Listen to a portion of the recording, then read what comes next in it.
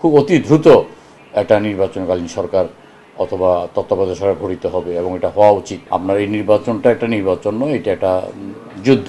সুতরাং যুদ্ধে বিজয়ী হওয়ার মতো আপনার সেনাপতিকেই দায়িত্ব দেবেন, এটা আমরা মনে করি। বিএনপির সাথে যুগপৎ আন্দোলনে দীর্ঘদিন যাবৎ যারা জড়িত সে সমস্ত নেতারা বা দলের পক্ষ থেকে তালিকা প্রদান করা হয়েছে, জোটের পক্ষ থেকে তালিকা প্রদান করা হয়েছে, বিএনপি সেটা যাচাই বাছাই করছে।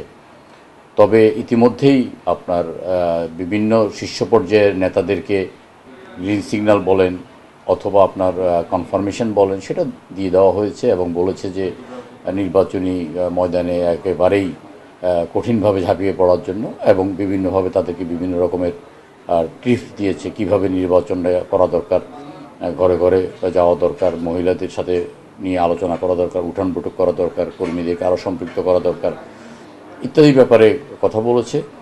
তো আমরা আশা করব যে বিএনপি যেটা বিভিন্ন পর্যায়ে জানান দিচ্ছে যে আসনের নির্বাচনে জিততে হলে যে যে শর্ত পূরণ করার প্রয়োজন, তার এলাকাতে জনসমর্থন থাকতে হবে, জনপ্রিয়তা থাকতে হবে, সংযোগ থাকতে হবে, জিতে আসার মতো অবস্থান থাকতে হবে ইত্যাদি বিষয়গুলো বিবেচনা করেই বিএনপি যেন আপনার মনোনয়নটা দেয়, সেটা ব্যাপারে আমরা বিএনপির প্রতি আহ্বান জানাবো। কারণ আপনার এই নির্বাচনটা একটা নির্বাচন নয়, এটা একটা যুদ্ধ।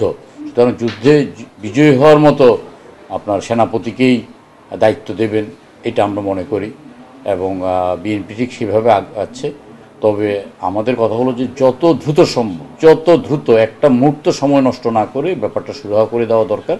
কারণ প্রতিপক্ষ রাজনৈতিক ময়দানে একেবারে দাবিয়ে বেড়াচ্ছে, তারা ঘরে ঘরে যাচ্ছে, কারণ তাদের প্রার্থীরা নিশ্চিত হয়েছে। আর আমাদের বিভিন্ন এলাকায় যাদের প্রার্থীরা নিশ্চিত হয়নি তারা সেভাবে কাজ করতে পারছে না। সুতরাং বিএনপি এই ব্যাপারে একটা মুহূর্ত দেরি করলেও সেটা অনেক বেশি আপনার রাজনৈতিক মূল্য দিতে হবে আমার কাছে মনে হচ্ছে।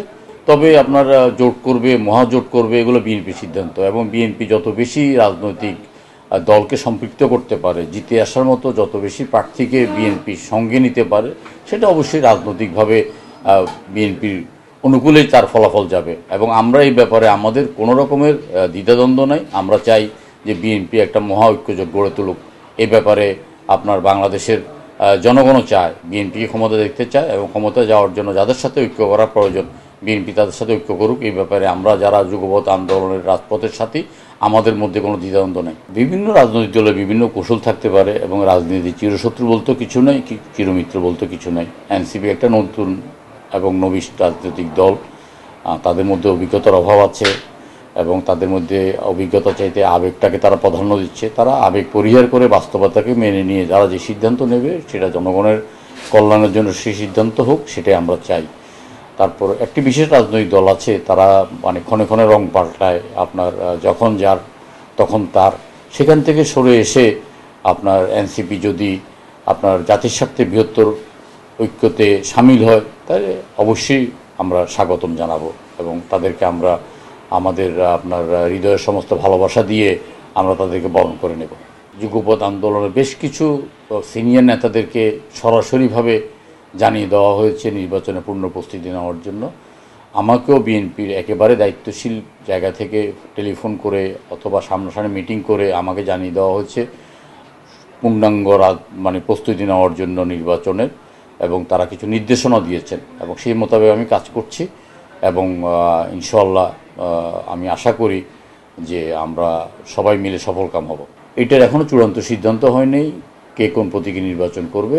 আরপিও সংশোধন করে একটা প্রস্তাব পাঠিয়েছে, সেটা যদি পাশ হয়ে আসে তাহলে নিবন্ধিত রাজনৈতিক দল তার প্রতীক নিয়ে নির্বাচন করবেন। আর যেহেতু আমাদের বাংলাদেশ এলডিপির নিবন্ধন নেই, আমরা সরাসরি ধানের শীষ নিয়ে নির্বাচন করতে আমাদের কোনো সমস্যা নেই এবং আমি নিজে ব্যক্তিগতভাবে ধানের শীষ প্রতীক নিয়েই আমি নির্বাচন করব। নির্বাচনকালীন সরকার তো অবশ্যই করা দরকার, কারণ যারা নির্বাচন করবেন অথবা মানে উপদেষ্টা মণ্ডলীতে যারা প্রত্যক্ষ পরোক্ষভাবে রাজনৈতিক দলের সাথে জড়িত আছেন, আমরা তাদেরকে সরিয়ে দিয়ে একেবারে দলনিরপেক্ষ ব্যক্তিদের দিয়ে একটা নির্বাচনকালীন সরকার গঠন করাটা এই মুহূর্তে দরকার এবং সেটা মির্জা ফখরুল ইসলাম আলমগীর সাহেব যেই বক্তব্য দিয়েছেন তার সাথে আমরা একমত এবং আমি মনে করছি খুব অতি দ্রুত একটা নির্বাচনকালীন সরকার অথবা তত্ত্বাবধায়ক সরকার গঠিত হবে এবং এটা হওয়া উচিত। নির্বাচনকে আপনার সুষ্ঠু, অবাধ এবং নিরপেক্ষ করার প্রশ্নে এর কোনো বিকল্প নাই।